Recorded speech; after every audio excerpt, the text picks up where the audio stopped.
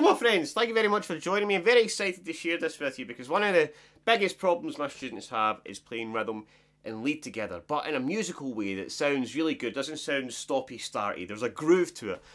And that's what we're going to be looking at today, to add groove into our chops, alright? So we can play chords and licks, but in a really groovy way. Now this is inspired by some of the best rhythm and lead players that I know anyway. John Frusciante and John Mayer, not personally, I wish, but it's really based off their playing. So we get this little practice routine, and if you practice this, okay, and implement this technique, then it'll really make you a better guitar player in general. Okay, so let's fire right into this. We've got this little practice routine that sounds like this.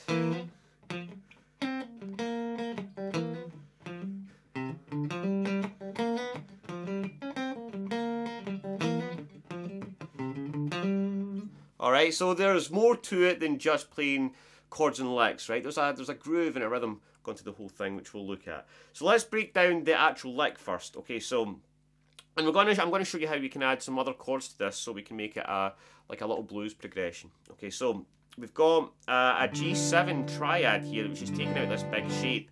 Here we've got 3, 4, 3 from the D string, like this. If you think about just having a D shape, alright, use the muscle memory for that on the 3rd fret in the D string, and you've got it. And we're going to slide from 1 fret behind into it like that. Now, we're using the pentatonic scale, the blues scale, which is 3, 6, 3, 4, 5, 3, 5, 3, 5, 6, 3, 6, 3, 6. Alright? This being the blue note on the 6 and the G. And here on the 4th fret as well. So we're really going to be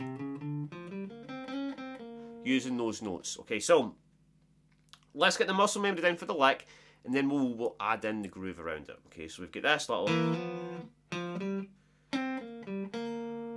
Okay, so we slide in 3, 5 in the D string, slide my 3rd finger from 6 to 5 on the G, back to 3, 5 on the gotta change my setting here, 5 on the D, and then 3 again on the G.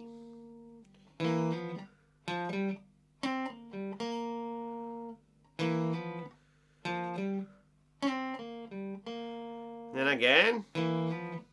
And then this time after 3, 5 on the D, I'm going to go 3, 4, 5 on the A. Then hammer on between 3 and 5 on the D.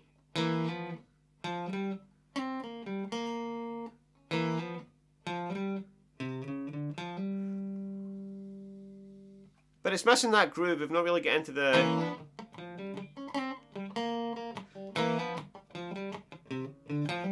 Alright, so that's kind of whole chicka thing going on the whole time. And you need to get into the feel of that. Okay, so we're going to practice it by, I'm going to break down exactly what I'm doing here, right? So now the trick is taking your fingers off the strings. So you've then got the percussiveness, right? The muted strings to go do a little chicka, which gives you that rhythm, like there's a drum beat going on there. Alright, so slide in, chicka, 3, 5. Then another little chicka. And what I'm doing there is I'm using my fingers. Now, this might seem like a lot to take in and a lot to do at the same time, but when you practice this, your fingers start getting used to what they need to do to mute the strings, and it doesn't take too much effort and thought. Alright, and I'm using that finger just to mute the other string. And then.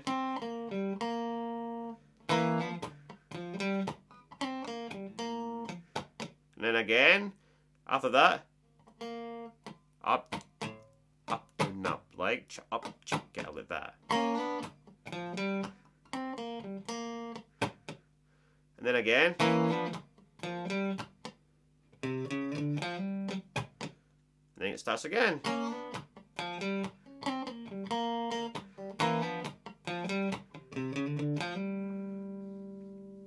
Alright, now we can add a few other chords into that as well. We could take in a C7 here, Alright, using the B7 shape.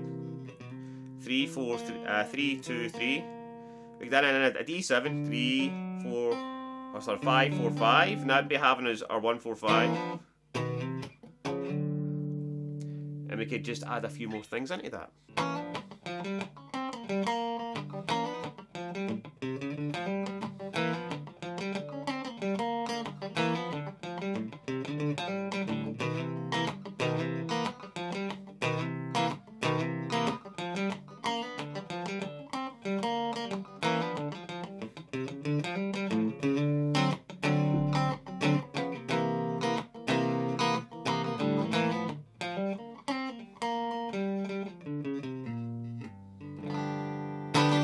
Alright, and you can just play around with that, play around with the notes in the pentatonic scale, add in the other chord, and have some fun. So I hope you enjoyed that, guys. Let me know in the comments if you did. Take it easy, and I'll see you in the next one.